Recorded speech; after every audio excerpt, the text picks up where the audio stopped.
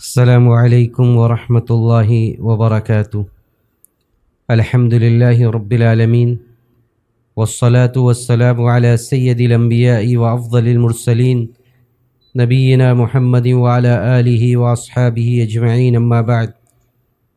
قال اللہ عز وجل: الیوم اکملت لکم دینکم واتممت علیکم نعمتی ورضیت لکم الاسلام دینا۔ محترم ناظرین اکرام، 7 روزہ عقیدہ صحیحہ کورس میں آج چھٹے دن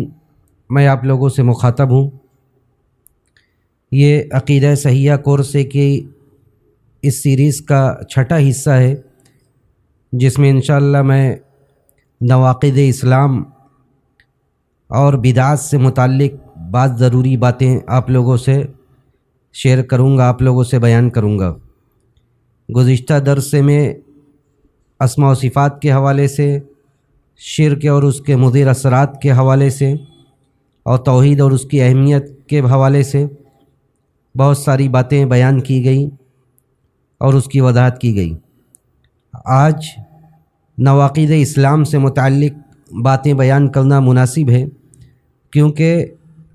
جب آپ صحیح عقیدہ و منہج کو جان لیں تو اس صحیح عقیدہ و منہج کی حفاظت کرنا بھی بہت زیادہ ضروری ہے۔ جب آپ اسلام کو اپنا لیں تو اسلام کو اپنانے کے بعد اسلامی تعلیمات کی روشنی میں اپنے اسلام کی، اپنے ایمان کی حفاظت کرنا بھی بہت زیادہ ضروری ہے۔ خطبہ مسنونہ کے بعد میں نے ایک آیت کریمہ سورۃ المائدہ کی ایک آیت میں نے آپ لوگوں کے سامنے پڑھی، جس میں اللہ سبحانہ و تعالیٰ نے ارشاد فرمایا کہ الیوم اکملت لکم دینکم واتممت علیکم نعمتی، آج میں نے تمہارے لیے دین مکمل کر دیا ہے اور تمہارے لیے اپنی نعمتوں کو مکمل کر دیا ہے، پوری کر دیا ہے، اور اسلام کو بطور دین پسند فرمایا ہے تمہارے لیے۔ تو اس آیت کے نزول کے بعد اسلام میں کسی طرح کی بھی کم و بیشی کی اجازت باقی نہیں رہی، کسی بھی طرح کی بدعت و خرافات، نئے کاموں کے لیے دین میں جگہ نہیں باقی بچی۔ تو دونوں پہلوؤں پر انشاءاللہ گفتگو ہوگی کہ نواقض اسلام کیا ہے اور بدعات کے حوالے سے کہ بدعات کیا ہے۔ دیکھیے، سب سے پہلی بہت بنیادی بات یہ ہے کہ نواقض اسلام کے تعلق سے بیان کرنا کیوں ضروری ہے، کیونکہ اس سے بسا اوقات، بلکہ اکثر اوقات میں یہ اسلام کو ختم کر دینے والے اعمال ہوتے ہیں، جس سے ہمارا اسلام، ہمارا ایمان ختم ہو سکتا ہے۔ اس لیے اس تعلق سے عقیدے کی کتابوں میں اس پر بحث کی گئی ہے، اور بڑے بڑے مصنفین نے، بڑے بڑے عقیدہ لکھنے والوں نے اپنے کتابوں میں ان سارے چیزوں کو ذکر کیا ہے۔ دیکھیے، نواقص کے معنی کا پہلے وضاحت کر دی جائے۔ نواقص کا مطلب ہوتا ہے توڑنے والی چیز، توڑنے والی چیز۔ تو جس طرح وضو کے نواقص وضو کو ختم کر دیتے ہیں، اسی طرح بعض عقائد اور اعمال اسلام کو ختم کر دیتے ہیں۔ جس طرح نواقض وضو سے بعض ایسے کام ہیں جس سے وضو ٹوٹ جاتے ہیں، ویسے ہی بعض ایسے عقائد اور اعمال ہیں جس سے اسلام ختم ہو جاتے ہیں۔ نواقض اسلام کو جاننا ضروری کیوں ہے؟ کیونکہ قرآن کا حکم ہے۔ اللہ سبحانہ و تعالیٰ ارشاد فرماتا ہے: یا ایھا الذین آمنوا آمنوا باللہ ورسولہ، یعنی اس سے یہ پتہ چلا کہ ایمان لانے کے بعد بھی ایمان کی حفاظت ضروری ہے۔ اللہ نے فرمایا کہ یا ایھا الذین آمنوا آمنوا، اے ایمان لانے والو اللہ پر ایمان لے آؤ۔ یعنی اس آیت سے یہ دلیل نکلی کہ ایمان لانے کے بعد بھی ایمان کی حفاظت یہ ضروری ہے۔ اسی طرح شرک سے بچنے کا بھی حکم دیا گیا، اور یہ کہا گیا کہ ان اللہ لا یغفر ان یشرک بہ ویغفر ما دون ذلک لمن یشاء، کہ اللہ تعالیٰ شرک کے علاوہ سارے گناہوں کو معاف کر دیتا ہے۔ تو شرک سے بچنا بھی ضروری ہے۔ اسی طرح نواقض اسلام کو جاننا اس لیے بھی ضروری ہے کہ اس سے اعمال ضائع ہو جاتے ہیں، اعمال ضائع ہو جاتے ہیں، اعمال برباد ہو جاتے ہیں۔ تو ان سارے وجوہات کی بنیاد پر نواقض اسلام کو جاننا، جن چیزوں سے اسلام خطرے میں پڑ جاتا ہے یا اس بسا اوقات اس انسان دائرہ اسلام سے باہر چلا جاتا ہے، ان سارے چیزوں کو جاننا یہ ضروری ہے۔ ایک ایک کر کے میں نواقض اسلام کو اختصار کے ساتھ بیان کروں گا۔ سب سے پہلا نواقض اسلام میں سب سے پہلی چیز اور بنیادی چیز جو علماء نے بیان کی ہے اپنے کتابوں میں وہ شرک ہے۔ یہ سب سے بڑا نقص ہے اور سب سے بڑا ناقض ہے۔ سب سے زیادہ اسلام کو جس سے خطرہ ہے وہ شرک ہے۔ اللہ سبحانہ و تعالیٰ نے ارشاد فرمایا کہ اِنَّهُ مَن يُشْرِكْ بِاللَّهِ فَقَدْ حَرَّمَ اللَّهُ عَلَيْهِ الْجَنَّةَ، جس نے اللہ کے ساتھ شرک کیا اللہ نے اس پر جنت کو حرام کر دیا ہے۔ تو آدمی شرک کے بعد وہ اس کا اسلام خطرے میں پڑ جاتا ہے، اور اگر وہ ایسے ہی مر جائے بغیر توبہ کیے ہوئے اگر مشرک مر جائے تو اس کے اوپر جنت حرام ہے۔ اسی طرح اللہ سبحانہ و تعالیٰ نے یہ بھی ارشاد فرمایا کہ ان الشرک لظلم عظیم، شرک یہ بہت بڑا ظلم ہے۔ اور نبی علیہ الصلاۃ والسلام سے جب یہ پوچھا گیا کہ ای الذنب اعظم، سب سے بڑی گناہ کیا ہے،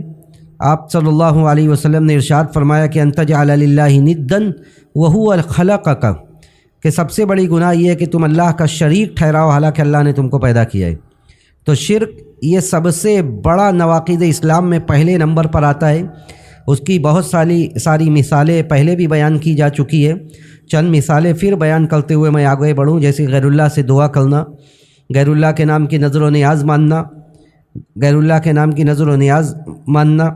مردوں سے فریاد کرنا، یا اس کے علاوہ جو بھی عبادت ہے کسی بھی عبادت کو اللہ کے علاوہ کسی اور کے لیے انجام دینا، یہ کیا ہے؟ یہ شرک ہے، اور شرک کو اللہ سبحانہ و تعالیٰ بغیر توبہ کے معاف نہیں کرتا، اور اگر بندہ ایسے ہی مر جائے تو اس کے اوپر جنت حرام ہے۔ تو یہ شرک یہ نواقض اسلام کا پہلا حصہ ہے۔ شرک اسلام کو سب سے زیادہ خطرے میں لانے والا عمل ہے۔ اس سے انسان دائرہ اسلام سے باہر ہو جاتا ہے، اس سے انسان مسلمان باقی نہیں رہتا، کیونکہ یہ شرک ہے اور یہ اللہ کے ساتھ اللہ کے حق میں بہت بڑی حق تلفی ہے۔ نواقض اسلام میں دوسری چیز یہ آتی ہے کہ مشرکین کو مسلمان سمجھنا، یعنی جو مشرک ہیں مشرک کو مشرک سمجھنا، یہ بھی اسلام کا حصہ ہے۔ جو مشرکین ہیں مشرکین کے حوالے سے ہمارا یہ عقیدہ اور ایمان ہونا چاہیے کہ یہ مشرک ہیں، یہ کافر ہیں، ان کا اسلام میں کوئی حصہ نہیں ہے۔ رواداری کے نام پر یہ ان کے کفر میں شک کرنا، ان کے شرک میں شک کرنا، یہ سب اسلام کا حصہ نہیں ہے۔ شیخ محمد بن عبد الوہاب رحمہ اللہ نے اپنے عقیدے کی کتاب میں یہ بات بیان کی اور یہ کہا کہ جو مشرکین کے کفر میں شک کرے یا وہ ان کے مذہب کو صحیح سمجھے وہ کافر ہے۔ جو مشرکین کے کفر میں شک کرے اور ان کے مذہب کو صحیح سمجھے وہ بھی کافر ہے۔ تو یہ بہت سنگین مسئلہ ہے، بہت بڑا مسئلہ ہے کہ آدمی مشرک کو مشرک نہ سمجھے، مشرک کو مسلمان سمجھے، اس لیے کہ اللہ نے فرمایا کہ وَمَن يَبْتَغِ غَيْرَ الْإِسْلَامِ دِينًا فَلَن يُقْبَلَ مِنْهُ وَهُوَ فِي الْآخِرَةِ مِنَ الْخَاسِرِينَ، کہ جو اسلام کے علاوہ کسی اور دین کو پسند فرمائے گا، کسی اور دین کی اتباع کرے گا، کسی اور دین کی تلاش کرے گا، تو وہ اللہ سبحانہ و تعالیٰ اس سے اس دین کو قطعاً قبول نہیں کرے گا، اور وہ آخرت میں خسارہ اٹھانے والوں میں سے تو نواقض اسلام کا دوسرا حصہ یہ ہے کہ مشرکین کو مشرک نہ سمجھا جائے، مشرک کو مسلمان سمجھا جائے۔ اسی طرح نواقض اسلام کا تیسرا حصہ یہ ہے، تیسرا ناقض یہ ہے کہ نبی کریم صلی اللہ علیہ وسلم کی شریعت سے بہتر کسی کو سمجھنا، کسی قانون کو سمجھنا۔ یہ ایک مسلمان ہونے کی حیثیت سے ہمارا عقیدہ اور ایمان اس بات پر ہے کہ سب سے بہتر طریقہ یہ نبی صلی اللہ علیہ وسلم کا طریقہ ہے، سب سے بہتر قانون یہ نبی صلی اللہ علیہ وسلم کی لائی ہوئی شریعت کا قانون ہے، سب سے بہتر ہدی یہ اللہ کے رسول صلی اللہ علیہ وسلم کی ہدی ہے۔ اگر اسلامی شریعت کا نفاذ ہو، اسلامی حکومت ہو، تو اسلامی حکومت کے بغیر، اسلامی قانون کے بغیر کسی قانون سے فیصلہ کرنا یہ جائز نہیں ہوگا۔ اللہ نے فرمایا کہ فحکم الجاہلیت یبغون، اللہ سبحانہ و تعالیٰ ارشاد فرماتا ہے کہ کیا وہ لوگ جاہلیت کے حکم کی تلاش کرتے ہیں؟ کیا وہ لوگ جاہلیت کا حکم چاہتے ہیں؟ کہ اسلام کے علاوہ جو حکم ہیں، اسلام کے علاوہ جو قوانین ہیں، وہ سارے قوانین اسلام کے مقابلے میں جاہلیت کے قانون ہیں۔ اس لیے اس شریعت سے بہتر، اللہ کے رسول صلی اللہ علیہ وسلم کی شریعت سے بہتر کسی قانون کو سمجھنا یہ بھی بہت بڑا جرم ہے۔ اسی لیے اللہ نے فرمایا کہ فلا وربک لا یؤمنون حتی یحکموک فیما شجر بینہم ثم لا یجدوا فی انفسہم حرجا مما قضیت ویسلموا تسلیما۔ کہا کہ اللہ نے قسم کھاتے ہوئے فرمایا کہ نہیں، قسم ہے تیرے رب کی، فلا وربک لا یؤمنون حتی یحکموک فیما شجر بینہم، کہ وہ لوگ مومن نہیں ہو سکتے، وہ لوگ مومن نہیں ہو سکتے یہاں تک کہ آپ کو حتی یحکموک فیما شجر بینہم، یہاں تک کہ وہ آپ کو جن مسائل میں اختلاف کرتے ان میں حکم اور فیصل نہ مان لیں، پھر آپ کے فیصلے سے اپنے دل میں کوئی چیز محسوس نہ کریں۔ یعنی ضروری ہے کہ وہ جو اختلاف ہو رہا ہے، مسلمانوں کے درمیان جو اختلاف ہو رہا ہے، اس میں حکم اور فیصل نبی کریم صلی اللہ علیہ وسلم کو بنائیں، اور اللہ کے رسول صلی اللہ علیہ وسلم کے بعد اللہ کے رسول کی لائی ہوئی شریعت کو بنائیں۔ اگر ایسا نہیں ہے تو وہ اپنے اسلام کے بارے میں نظر ثانی کریں، دیکھیں، کیونکہ نبی کی شریعت سے بہتر کوئی قانون نہیں ہے، اس زمین پر کوئی قانون نبی کی شریعت سے بہتر نہیں ہے۔ ثم لا یجدوا فی انفسہم حرجا مما قضیت، پھر وہ اپنے دلوں میں اس فیصلے کے متعلق کوئی بھی چیز محسوس نہ کریں، کسی بھی طرح کی تکلیف محسوس نہ کریں، تب وہ صحیح معنوں میں مومن ہیں، تب وہ صحیح معنوں میں مسلمان ہیں۔ اسی طرح نواقض اسلام کا چوتھا حصہ دین کا مذاق اڑانا۔ دین کا مذاق اڑانا، دین کے کسی شاعر کا مذاق اڑانا، دین کی کسی تعلیم کا مذاق اڑانا، دین نے جن چیزوں کی ترغیب دی ہے اس کا مذاق اڑانا، دین نے جس طریقے کو اختیار کرنے کی ترغیب دی ہے اس کا مذاق اڑانا، یہ سارا کام بڑا خطرناک ہے۔ یہ سارا کام بڑا خطرناک ہے کہ دین کے مذاق میں سب داخل ہے کہ آدمی کسی دینی تعلیم کے متعلق ہنسی کرے، کسی دینی شاعر کے متعلق ہنسی کرے، کوئی آدمی اسلامی لباس میں ہے اس کا مذاق اڑائے، کوئی آدمی اسلامی وضع قطع میں ہے اس کا مذاق اڑائے، کوئی آدمی اسلامی اعتبار سے رہنا سہنا چاہتا ہے، رہنا سہنا سیکھ رہا ہے یا رہ سہ رہا ہے، اس کا مذاق اڑایا جائے۔ یہ سب بڑے ہی خطرناک معاملات ہیں۔ اسی طرح دین کے مذاق میں یہ بھی داخل ہے کہ علماء کا مذاق اڑایا جائے، بلکہ یہ پہلے نمبر پر ہے کہ دین کے نام پر جو لوگ اپنی زندگی صرف کر رہے ہیں اسلامی تعلیم کو عام کرنے میں، اسلامی تعلیم کی نشر و اشاعت میں، اسلامی تعلیم کی تبلیغ میں جنہوں نے اپنی زندگیاں قربان کر دی، ان لوگوں کا مذاق اڑایا جائے، ان لوگوں سے استہزاء کیا جائے، یہ نہایت ہی خطرناک معاملہ ہے، اور علماء نے اس کی بڑی مذمت کی ہے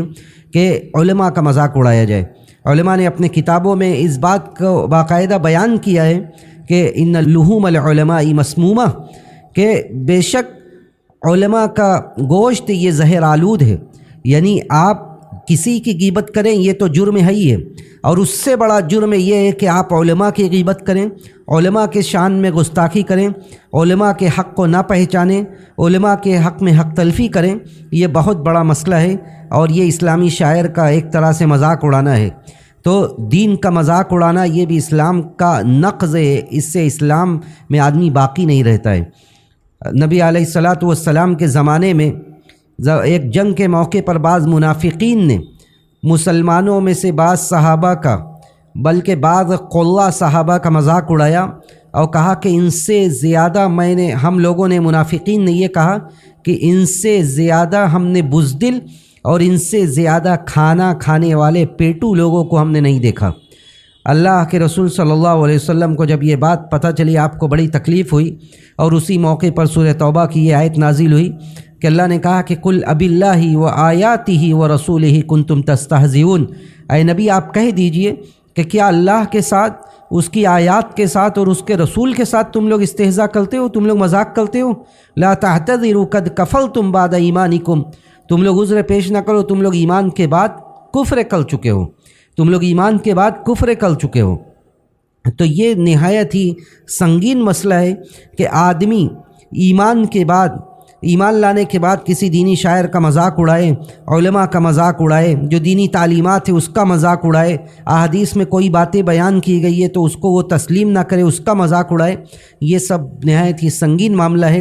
دین کے معاملے میں کوئی چیز بیان کرنے سے پہلے، دین کے معاملے میں زبان کھولنے سے پہلے اگر آپ اس پر اگر آپ کو کانفیڈنٹ نہیں ہے، اگر آپ کو علم نہیں ہے، تو آپ 100 مرتبہ سوچئے، علماء سے رابطہ کیجئے، تبھی کوئی بات بیان کیجئے، بغیر جانے بوجھے ہوئے کسی چیز کا۔ ایسا نہ ہو کہ آپ مذاق اڑا دیں، آپ استہزاء کر دیں اور بعد میں پتہ چلے کہ یہ دین کا حصہ تھا۔ اسی طرح نواقض اسلام کا ایک حصہ یہ بھی ہے کہ جادو کرنا، جادو کروانا۔ دیکھیے جادو یہ بہت ہی خطرناک اور کبیرہ گناہوں میں سے ہے کہ آدمی جادو کرے، جادو کروائے۔ کہا نبی علیہ الصلاۃ والسلام نے کہ آپ نے کہا کہ اجتنبوا السبع الموبقات، 7 بڑے بڑے ہلاک کرنے والی گناہوں سے بچو۔ اس میں آپ نے السحر کا لفظ بھی استعمال کیا، کہا کہ جادو کرنا، جادو کروانا یہ سب کفر ہے، یہ سب کفر ہے۔ شریعت نے اس کی سخت مذمت کی ہے، بلکہ اگر اسلامی شریعت ہو تو یہاں تک علماء نے بیان کیا ہے کہ قتل الساحر ضربۃ بالسیف، کہ جادوگر کو تلوار سے مار دیا جائے گا۔ تو جادو یہ بہت خطرناک جرم ہے۔ اللہ سبحانہ و تعالیٰ نے ارشاد فرمایا کہ سورہ بقرہ کے اندر کہ وما يعلمان من احد حتى يقولا انما نحن فتنة فلا تکفر، کہ اس میں ہاروت و ماروت کے قصے میں غالباً یہ بات بیان کی گئی کہ اس سے لوگ جادو سیکھنے کے لیے آتے تھے، تو وہ سکھاتے نہیں تھے، یہاں تک کہ یہ کہتے تھے کہ دیکھو ہم لوگ آزمائش کا سبب ہیں، ہم لوگ آزمائش ہیں، تو تم لوگ اس کو نہ سیکھو اور کفر نہ کرو۔ اس سے علماء نے یہ دلیل دی کہ جادو کا سیکھنا، جادو کا سکھلانا یہ سب کفر کا کام ہے، دیکھیے اسلام نے جادو کی مذمت کی، جادو کرنے والوں کی مذمت کی، جادوگروں کے پاس جانے کی مذمت کی، اور ان سارے چیزوں کی مذمت کرتے ہوئے ایک پکے سچے دین پر ثابت قدم رہنے کی ترغیب دی۔ تو یہ جادو کا کرنا، جادو کروانا، یہ سب بھی نواقض اسلام میں سے، اس سے ہمیشہ بچنا چاہیے۔ جو شرعی اوراد ہیں، شرعی اذکار ہیں، دعائیں ہیں، وہ ساری چیزیں پڑھنی چاہیے۔ اگر آدمی کسی مصیبت میں بھی ہو، کسی پریشانی میں ہو، کسی بیماری میں ہو، اور اس کو یہ محسوس ہو کہ کچھ خارجی اثرات ہیں، تو اللہ کے سامنے روئے، گڑ گڑائے، دعائیں کرے، اللہ سے مانگے، اللہ سے فریاد کرے۔ اللہ سبحانہ و تعالیٰ اس کی دعاؤں کو قبول کرنے والا ہے، نہ کہ وہ جادوگروں کے پاس جائے اور اپنا دین و ایمان خراب کرے۔ اسی طرح نواقض اسلام کا ایک حصہ یہ بھی ہے کہ مسلمانوں کے خلاف کفار کی مدد کرنا۔ دیکھیے یہ مسئلہ ایسا ہے جس کے بڑے شرائط بیان کیے گئے ہیں فقہ کی کتابوں میں، اور یہ ہمیشہ ایک حالت پر نہیں رہتا۔ اس کی علماء نے، فقہاء نے تفصیلات بیان کی ہے کہ ہر قسم کا تعلق یا تعاون یہ نواقض اسلام میں داخل نہیں ہوتا۔ تو اس باب میں زیادہ تفصیل کا موقع نہیں ہے، چونکہ یہ عقیدے کے متعلق درس سے اگر کبھی تفصیل کی ضرورت محسوس ہوئی یا کوئی مستقل اس تعلق سے درس رہے گا تب اس کی وضاحت کی جائے گی۔ ابھی صرف ایک مجمل بات بیان کر دیتا ہوں کہ دیکھیے مسلمانوں کے خلاف کفار کی مدد کرنا یا مسلمانوں کے خلاف کفار کی سازش میں شامل ہونا، یہ ساری چیزیں غلط ہے اور اس کی مذمت کی گئی ہے۔ اللہ نے فرمایا کہ یا ایھا الذین آمنوا لا تتخذوا اليہود والنصارى اولیاء، اللہ نے فرمایا کہ مسلمانوں تم یہود و نصارہ کو اپنا دوست نہ بناؤ۔ آگے بیان کیا گیا کہ ومن یتولہم منکم فانہ منہم، کہ جو تم میں سے ان سے دوستی کرے گا تو وہ انہی میں سے ہے۔ تو مسلمانوں کے خلاف کافروں کی مدد کرنا یہ بھی بڑا مسئلہ ہے۔ اللہ نے فرمایا کہ لا تجد قوما یؤمنون باللہ والیوم الآخر یوادون من حاد اللہ ورسولہ، آپ ایسی قوم نہیں پائیں گے جو اللہ پر اور آخرت کے دن پر ایمان رکھتی ہو، یؤمنون باللہ والیوم الآخر یوادون من حاد اللہ، کہ وہ ان لوگوں سے دوستی کرے جو اللہ اور اس کے رسول کے مخالفین ہیں، جو اللہ اور اس کے رسول کے باغی ہیں، جو اللہ اور اس کے رسول کی مخالفت کرتے ہیں، ان سے دوستی کریں۔ ایسا مومن نہیں ہو سکتا۔ مومنین کی پہچان یہ ہے کہ وہ ولا اور برا کو ہمیشہ ملحوظ رکھتے ہیں، جو وہ دین کے بنیاد پر دوستی اور دشمنی کرتے ہیں، وہ دین کے بنیاد پر تعلق بناتے ہیں، وہ دین کے بنیاد پر تعلق نبھاتے ہیں۔ تو مومن وہ ہوگا جو مومن سے دوستی کرے گا اور مومن کے خلاف، مسلمانوں کے خلاف کافروں کی سازش میں وہ قطعاً شامل نہیں ہوگا۔ تو یہ چھٹا حصہ تھا کہ مسلمانوں کے خلاف کفار کی سازش میں انسان شامل نہ ہو، اسی طرح کفار کے ساتھ مل کر مسلمانوں سے جنگ نہ کرے۔ ساتواں نواقض اسلام میں سے یہ بھی ہے کہ یہ عقیدہ رکھنا کہ کوئی شخص شریعت محمدی صلی اللہ علیہ وسلم سے مستغنی ہو سکتا ہے۔ دیکھیے، ایک مسلمان ہونے کی حیثیت سے ہمارا عقیدہ اور ایمان اس بات پر ہے کہ کوئی اس دنیا میں کوئی آدمی شریعت محمدیہ سے مستغنی اور بے نیاز نہیں ہو سکتا، اس لیے کہ اللہ نے جس دین کو پسند فرمایا ہے وہ دین اسلام ہے۔ دین اسلام کے علاوہ کوئی دین، کوئی شریعت اللہ کے ہاں قابل قبول نہیں ہے، اور جو آدمی ایسا عقیدہ رکھے گا وہ گویا کہ دائرہ اسلام سے خارج ہے۔ اللہ نے فرمایا کہ وَمَن يَبْتَغِ غَيْرَ الْإِسْلَامِ دِينًا فَلَن يُقْبَلَ مِنْهُ، کہ جو آدمی اسلام کے علاوہ کوئی اور دین کی تلاش میں رہے گا، دین تلاش کرے گا، تو اس سے وہ دین قطعاً قبول نہیں کیا جائے گا۔ اسی طرح نبی علیہ الصلاۃ والسلام نے فرمایا کہ قسم ہے اس ذات کی جس کے ہاتھ میں محمد عربی صلی اللہ علیہ وسلم کی جان ہے، اس امت میں جو بھی یہودی اور نصرانی میرے تعلق سے سنتا ہے، اس تک خبر پہنچتی ہے میرے بعثت کی، میرے نبوت کی، پھر وہ مر جاتا ہے ایسے ہی اور ایمان نہیں لے آتا ہے، تو وہ جہنمی ہوگا، وہ جہنمیوں میں سے ہوگا، کہ اسے اس دنیا میں میرے بعثت کی خبر ملتی ہے، اس کے بعد یا بعد میں آیا ہے اور میرے تعلق سے اسے خبر ملتی ہے، اسلام کے متعلق اسے خبر ملتی ہے، اور وہ مسلمان نہیں ہوتا ہے، تو وہ مرے گا اسی حال میں کہ وہ جہنمی ہوگا۔ تو دیکھیے، کوئی شخص شریعت محمدیہ سے بے نیاز نہیں ہو سکتا ہے، بلکہ آپ نے یہاں تک فرمایا کہ لو کان موسیٰ حیا ما وسعہ الا اتباعی، کہ اگر موسیٰ علیہ الصلاۃ والسلام بھی زندہ ہوتے تو انہیں بھی میری اتباع کرنی پڑتی، تو یہ ایک مسلم حقیقت ہے، اور یہ اسلام کا حصہ ہے کہ آدمی اس بات کا عقیدہ رکھے کہ کوئی آدمی شریعت محمدیہ سے بے نیاز نہیں ہو سکتا ہے۔ جو آدمی اس بات کا اظہار کرے کہ وہ شریعت سے بے نیاز ہے یا وہ اسلامی شریعت سے بے نیاز ہے، وہ کافر ہے اور اس کے کفر میں شک نہیں ہے۔ اسی طرح نواقض اسلام کا 8واں حصہ یہ بھی ہے کہ دین سے اعراض کرنا، یعنی آدمی دین کو کسی قابل ہی نہ سمجھے، دین کی باتیں بیان کی جائے تو اس کے تعلق سے وہ بالکل مکمل اعراض کرے۔ اللہ نے فرمایا کہ وَمَنْ أَظْلَمُ مِمَّنْ ذُكِّرَ بِآيَاتِ رَبِّهِ ثُمَّ أَعْرَضَ عَنْهَا إِنَّا مِنَ الْمُجْرِمِينَ مُنْتَقِمُونَ۔ وَمَنْ أَظْلَمُ مِمَّنْ ذُكِّرَ بِآيَاتِ رَبِّهِ، اس سے بڑا ظالم کون ہوگا جسے اللہ کی آیات کے ذریعے نصیحت کی جا رہی ہے، اللہ کی باتیں بیان کی جا رہی ہے، اللہ کے دین کے حوالے سے اسے نصیحت کی جا رہی ہو، اور پھر وہ اس سے اعراض کر لیتا ہے۔ کسی کو موت کے تعلق سے بتلایا جائے، کسی کو اس بات کی نصیحت کی جائے کہ دیکھیے، اگر آپ صحیح دین پر عمل نہیں کریں گے، اگر آپ دین کے مطابق زندگی نہیں گزاریں گے تو آپ کی آخرت بڑی خوفناک ہونے والی ہے، وہ مذاق اڑائے، وہ استہزاء کرے، وہ اعراض کر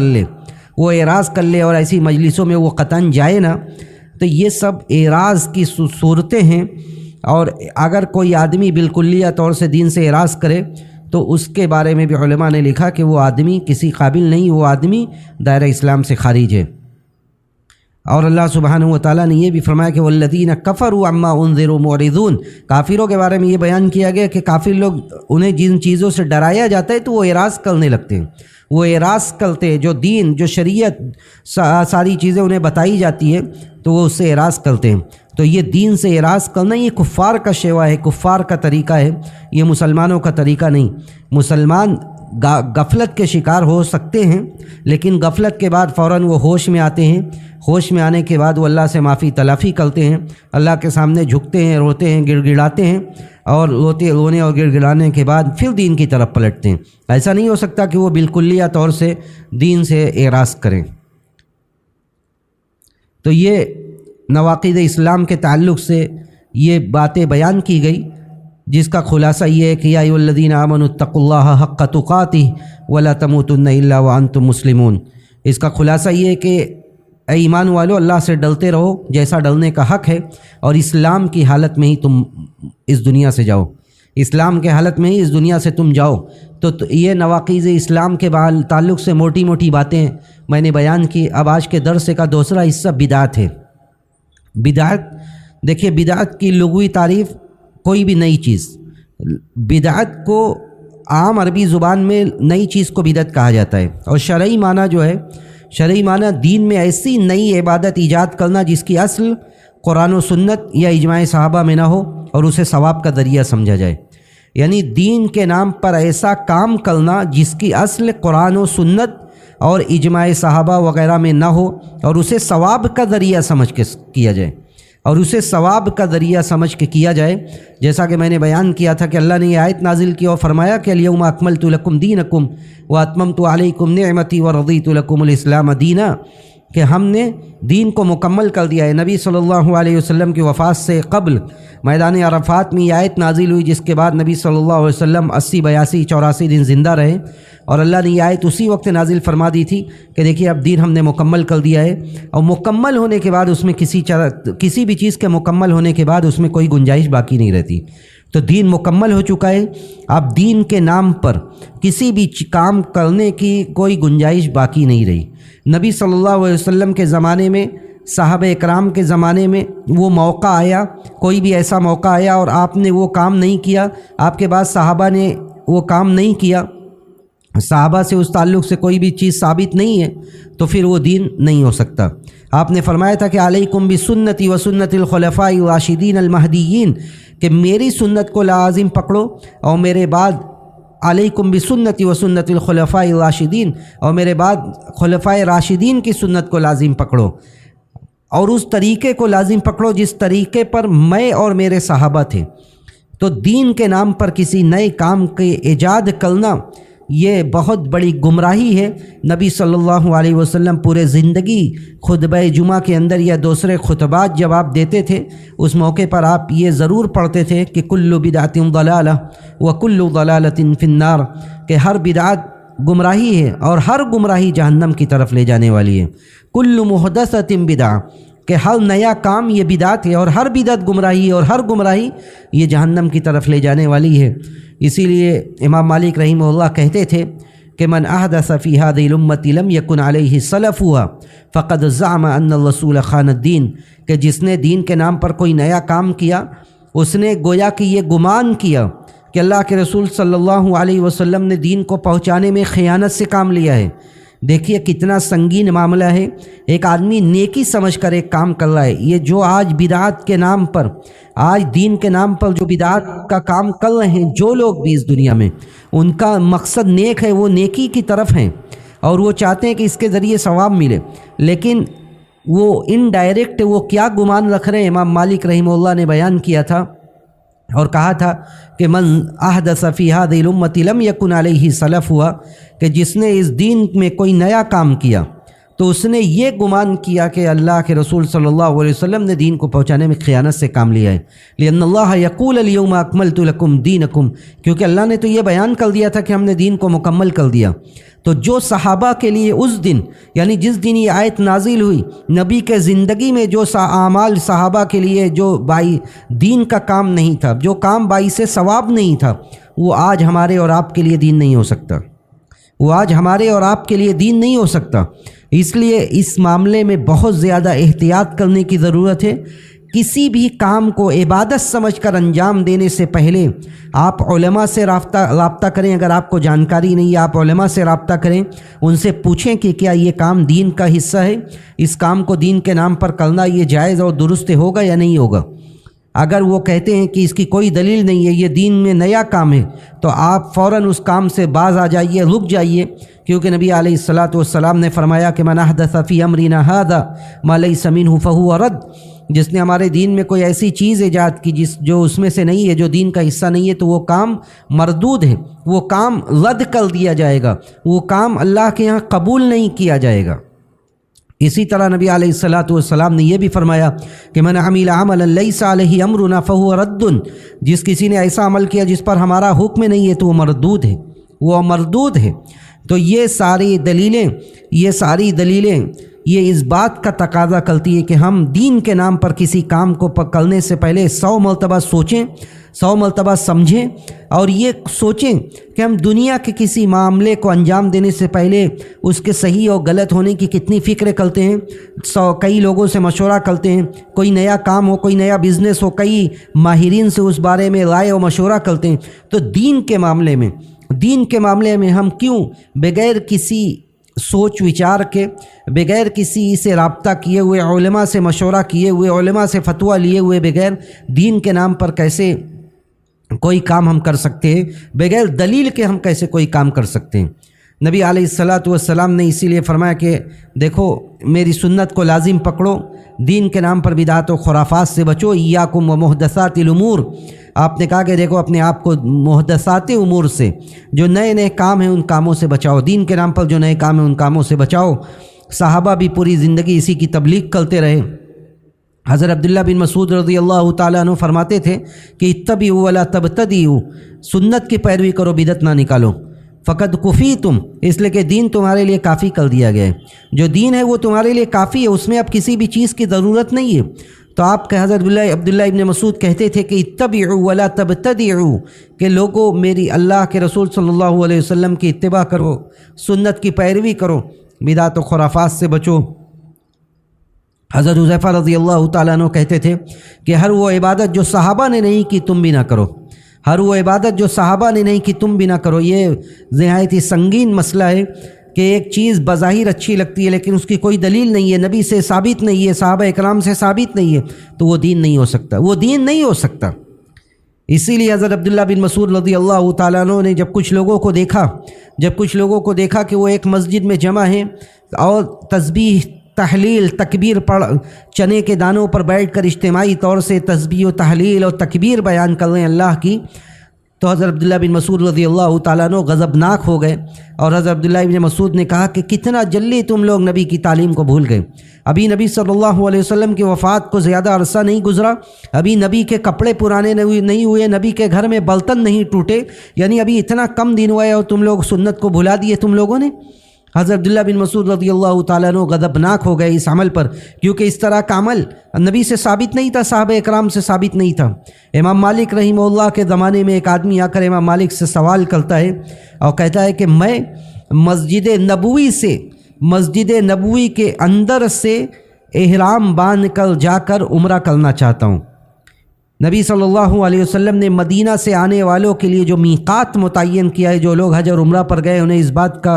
بخوبی علم ہے کہ وہ میقات ذوالحلیفہ ہے، جہاں پر آج ایک مسجد ہے۔ لیکن یہ بندہ امام مالک سے کہہ رہا تھا کہ میں مسجد نبوی کے اندر سے باندھوں گا، جبکہ یہ جگہ مسجد نبوی سے نکلنے کے بعد 12-15 کلومیٹر کے فاصلے پر یہ جگہ ہے۔ تو جب اس آدمی نے یہ کہا کہ مسجد نبوی سے میں باندھوں گا، امام مالک رحمہ اللہ غضبناک ہو گئے اور کہا کہ انتم اہدی من اصحاب رسول اللہ صلی اللہ علیہ وسلم، کہ کیا تم لوگ نبی کے صحابہ سے زیادہ ہدایت یافتہ ہو؟ نبی نے تو یہ کہا تھا کہ تمہارے لیے ذوالحلیفہ یہ میقات ہے، یہاں سے تمہیں احرام باندھنا ہے، تو تم نبی کے صحابہ سے زیادہ ہدایت یافتہ نہیں ہو۔ جو نبی نے کیا، جو نبی کو دیکھ کر صحابہ اکرام نے کیا، وہی کام کو لازم پکڑو، اسی پر عمل کرو زندگی بھر۔ دین میں نئی نئی خرافات اور نئی نئی بدعات سے بچو۔ بدعات کے بہت سارے نقصانات ہیں۔ پہلا نقصان تو یہ ہے کہ بدعات جب پیدا ہوتی ہے تو سنت ختم ہو جاتی ہے۔ جب بھی کوئی بدعات پیدا ہوتی ہے تو ایک سنت اٹھا لی جاتی ہے، اور اسی لیے ہم دنیا میں آج دیکھتے ہیں کہ بدعات و خرافات کا بول بالا ہے، اور ایک ایک کر کے سنت ختم ہوتی جا رہی ہے، لوگ سنت کو بھولتے جا رہے ہیں اور بدعات میں لگے ہوئے ہیں۔ تو حسن بصری رحمہ اللہ فرماتے تھے جب بھی کوئی بدعت پیدا ہوتی ہے تو اتنی ہی سنت ختم ہوتی ہے۔ اسی طرح بدعات کے نقصانات میں سے یہ بھی ہے کہ عمل مردود ہو جاتا ہے، جیسا کہ میں نے بیان کیا۔ اسی طرح بدعات کے نقصان میں سے یہ بھی ہے کہ امت میں اختلاف پیدا ہوتا ہے۔ جب آپ ایک اللہ کے دین پر جمع نہیں ہوں گے تو پھر بدعات و خرافات پیدا ہوگی، اور بدعات و خرافات جب پیدا ہوگی تو اختلاف پیدا ہوگا۔ اس لیے کہ اختلاف کو دور کرنے کا سب سے محکم اور مستحکم و مضبوط ذریعہ کیا ہے؟ وَاعْتَصِمُوا بِحَبْلِ اللَّهِ، سب مل کر اللہ کی رسی کو مضبوطی سے پکڑو، اور اللہ کی رسی کیا ہے؟ وہ حبل القرآن ہوا حبل اللہ المتین، قرآن ہی اللہ کی مضبوط رسی ہے۔ تو قرآن و سنت کو لازم پکڑو، دین میں بدعات و خرافات سے بچو۔ اور یہ بھی علماء نے بیان کیا ہے، بڑا خطرناک مسئلہ ہے کہ بدعتیوں کو توبہ کی توفیق بھی بہت کم ملتی ہے، بدعتیوں کو توبہ کی توفیق بھی بہت کم ملتی ہے۔ تو اس سے بچنے کا طریقہ کیا ہے؟ بچنے کا طریقہ یہ کہ ہم قرآن کو لازم پکڑیں، سنت کو لازم پکڑیں، صحابہ اکرام کے آثار کو دیکھیں، ہر عبادت سے پہلے دلیل معلوم کریں، ہر عبادت سے پہلے دلیل معلوم کریں۔ جو سلفی علماء ہیں، جو منہج سلف پر صحابہ کے مطابق، جو نبی کی سنت اور صحابہ اکرام کے آثار کے مطابق زندگی گزارتے ہیں، ان سے دلائل معلوم کیا جائے، ان سے دین سیکھا جائے اور ہر طرح کے بدعت و خرافات سے بچا جائے۔ ہم اللہ سبحانہ و تعالیٰ سے یہی دعا کرتے ہیں کہ اللہ سبحانہ و تعالیٰ ہمیں نواقض اسلام اور بدعت و خرافات سے بچائے اور ہم سب کو دین متین پر عمل کرنے کی توفیق نصیب فرمائے۔ وصلی اللہ علی نبینا محمد وعلی آلہ واصحابہ اجمعین۔ والسلام علیکم ورحمۃ اللہ وبرکاتہ۔